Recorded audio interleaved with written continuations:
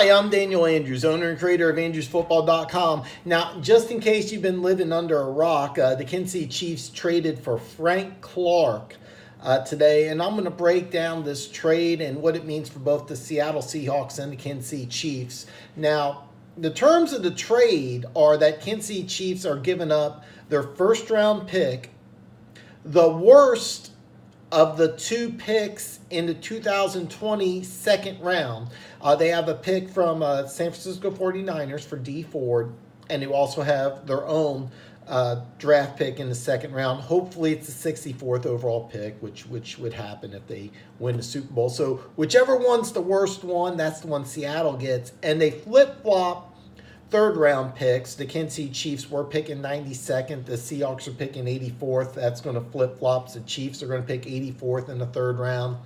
And Seattle Seahawks are going to pick 92nd. Why is that important? Because the Kansas City Chiefs have two picks in the second round, the 61st and the 63rd pick. I'm a firm believer the Chiefs are going to trade up. But let's backtrack here and talk about the trade. All right. First off, why this trade works. And I've been trying to educate Chiefs fans. This has been something that's been very frustrating because all I'm hearing from Chiefs Nation is, let's trade up and draft a defensive player. Andy Reid hates playing rookies. And I keep trying to tell people that, and then I keep hearing these idiotic responses from you, my fellow Chiefs fans. Some of you are morons. And I keep hearing all this comments that, we're going to trade up, we're in win now. We've been in win now mode. But we are doing something different, and we're doing something different now.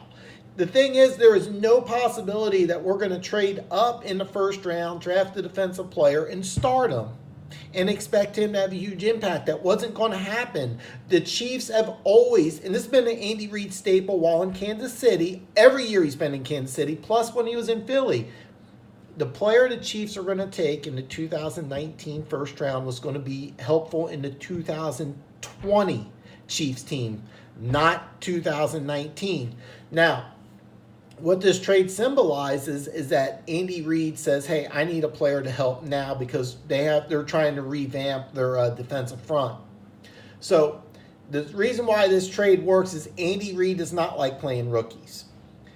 You have the polar opposite in Pete Carroll. Pete Carroll does not care if you're an undrafted rookie free agent or you make $25 million a year. And this philosophy started when Pete Carroll took over as head coach at USC. What he did was revolutionary and changed college football forever. He told every kid in the country, hey, if you're the best player, you'll play. I don't care if you're a true freshman or a fifth-year senior. If you're the freshman and the guy in front of you is fifth-year senior and you're the better player, you're going to start. I'll sit that fifth-year senior. Nobody was doing that. And this changed college football forever. And this is how he was able to get all those five-star recruits to come to USC. He flat out told them the simple truth. If you're the best player, you will play. And teams aren't doing that. Now you go on any major college football roster, you'll see freshmen starting. And that all started with Pete Carroll. He revolutionized college football forever. And he also brought that same philosophy to Seattle. His first year in Seattle, they gave big money to backup quarterback Matt Flynn. He had that huge game, set all sorts of passing records in starting over Aaron Rodgers? I believe it was Aaron Rodgers. And I can't remember if it was Rodgers or Favre. It was so long ago. But he started that last game of the season, just lit up Detroit, signed a big free agent contract to play with Seattle, and then Pete Carroll said, no, I got this rookie third-round 5'10" quarterback. I'm going to start instead. And people thought Pete Carroll was nuts. But you know what? It worked. He won a Super Bowl, went back to another the following year. So, and by the way, Chiefs fans, Pete Carroll won a Super Bowl. Andy Reid hasn't. So the thing is that you got two coaches that are polar opposites. Pete Carroll doesn't care if you're a rookie, you'll start. Andy Reid will do everything possible not to start a rookie. So that's a big reason why this trade makes sense, because with both the 21st and the 29th pick in the draft, both these players that Seattle's going to draft, they have possibilities of starting now, where the Kansas City Chiefs, doesn't matter who they pick at 29, or even if they trade up to 21, he would have played a little bit, but he wasn't going to start, and he wasn't going to have a major impact on this year's team. Now, the third reason this trade works, and I debated talking about this, but it's true. That contract that Frank Clark got, that contract would have went to Tyreek Hill. But the situation with Tyreek Hill, I'm not going to go into too much detail, but everybody in Kansas City, and I think across the country, knows that there's been some off-field issues with Tyreek Hill. That stopped the contract talks because this was ready to go. It was basically the same contract that they gave Frank Clark. They were going to give that money to Tyreek Hill. All of a sudden, this off-field situation happens. And even though the NFL hasn't come out publicly and taken action, the Kansas City Chiefs haven't come out publicly and taken action, that contract is stopped. So they were able to give that money that they were going to give to Tyreek Hill. They gave that to Frank Clark. Because bottom line, if they signed Tyreek Hill to a 5-year, I heard 5-year, $95 million. It might have been $105, but bottom line, it's almost the same contract. I think Frank Clark got a little more money.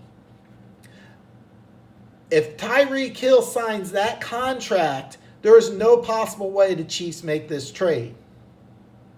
Do they trade up in the first round with Seattle? Absolutely. I still think that happens, but I don't see them trading their first round pick and then giving another $100 million to Frank Clark. So yeah, the reason why this trade works is for three reasons. One, Andy Reid will not draft a rookie and start him and expect him to have an impact. Pete Carroll will, so that's the second reason. And number three, and it's very unfortunate, especially for Tyreek Hill and all parties involved, the Chiefs didn't give that money to Tyreek Hill, so that was available to go elsewhere. And they decided it would go to Frank Clark, who will come in and be a day one starter. So, and I'm going to break down this bonus coverage. What will the Seattle Seahawks do with their draft picks? Well, at 21, as you watch my video regarding the trade, if you haven't, I'm going to attach it in the description below because I had the Kansas City Chiefs and Seattle Seahawks making a trade. Okay? But when I had them making the trade, I was under the impression Frank Clark was going to stay in Seattle. So when I did my original mock draft, I had them staying with Christian Wilkins, the defensive tackle out of Clemson. But instead of taking the defensive tackle, the Seattle Seahawks are going to take Clyde Farrell, the Clemson defensive end, because he's going to come in and be a day one starter.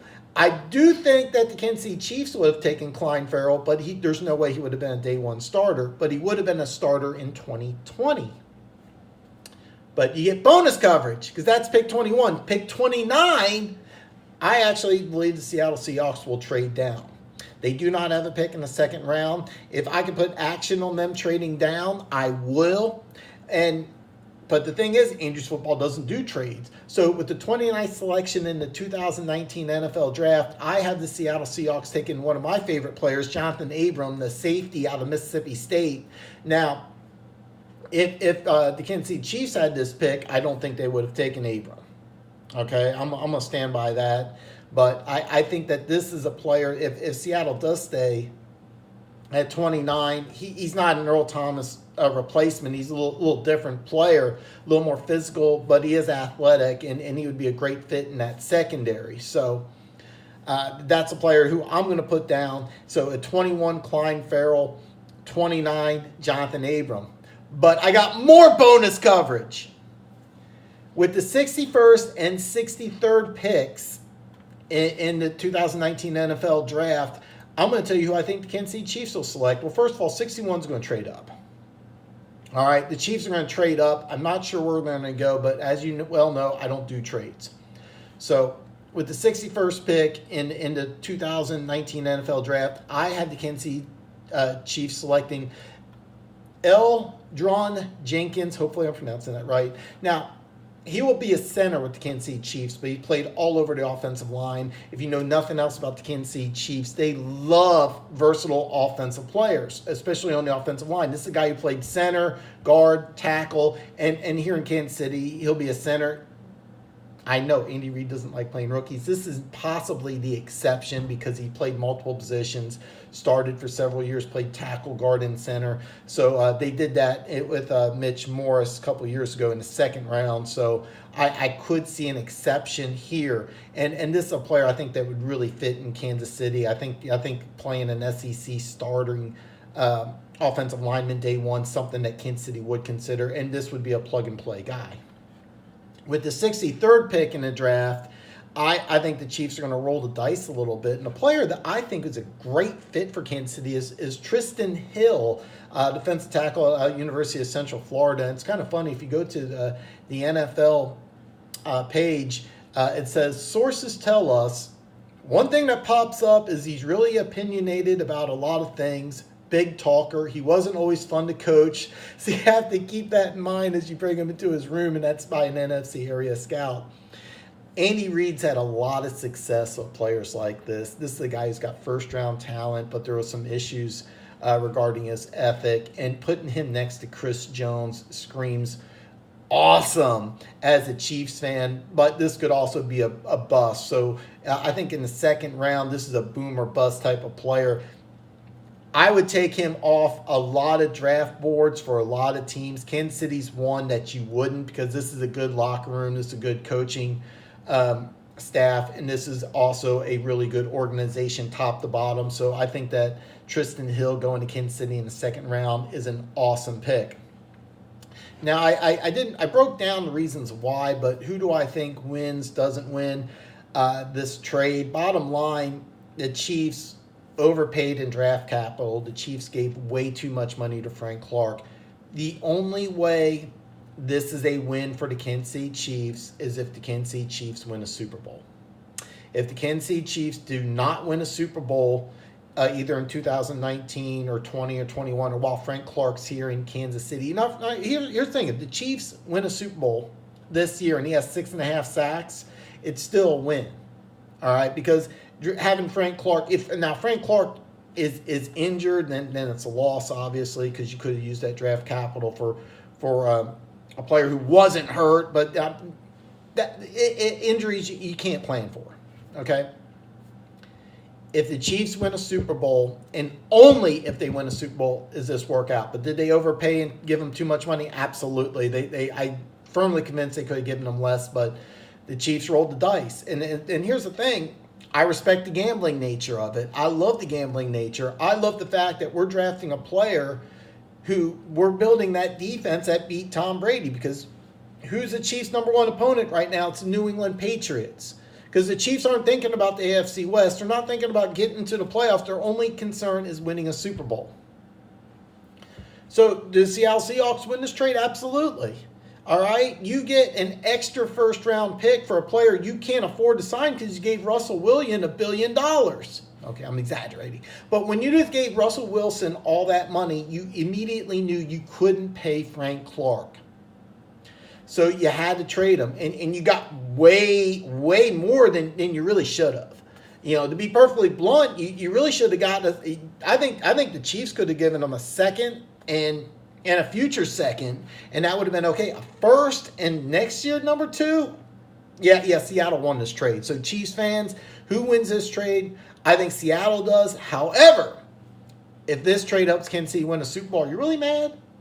No, of course you're not. So that's my breakdown of this trade. A great trade for the Seattle Seahawks. Only great for Kansas City if they win a Super Bowl as Frank Clark starts and hopefully has 3 sacks in that Super Bowl victory. But unless that happens, then Seattle wins this trade. So that's just my humble opinion. But, you know, hey, listen, argue with me. I love it. Because, hey, that's what this channel is all about, is discussing the NFL and everything that goes along with it. So, listen, if you're a subscriber to Andrews Football, you already know you're one of the greatest people on planet Earth. But if you're new to my channel, you're a Seahawks fan, you're a Kansas City Chiefs fan, you're a Frank Clark fan, you're a fan of NFL mock drafts, NFL draft, or trades, or just really awesome hats. I got a great idea for you. See this button right down here? Check this out. Look.